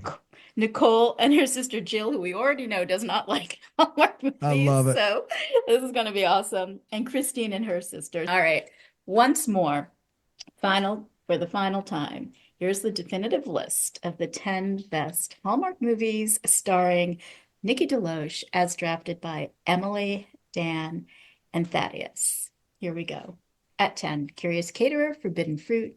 At 9, A World Record Christmas. At 8, Love to the Rescue. At 7, Cranberry Christmas. At 6, Our Holiday Story. At 5, Curious Caterer, Dying for Chocolate. At 4, Love Takes Flight. At 3, Curious Caterer, Foiled Plans. At 2, As It Should Be, A Dream of Christmas. At number 1, 2 Turtle Doves. Let's all say Merry Christmas. Merry Christmas. Merry Christmas. Merry Christmas. Merry Christmas.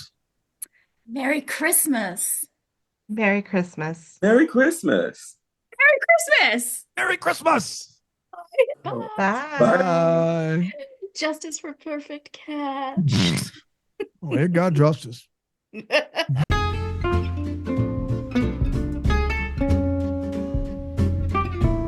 Hallmark Movie Drafts is a monthly production. Stephanie Purcell creates the movie synopses using descriptions from IMDb or Hallmark.com as a base.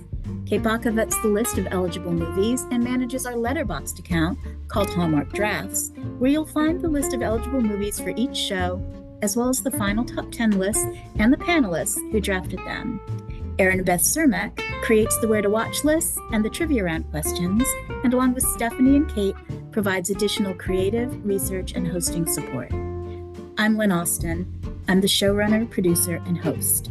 I staff the panels, create the show topics, manage the production schedule and the HMD socials, and edit and publish the podcast. Intro and outro music is provided courtesy of Amato Zapana.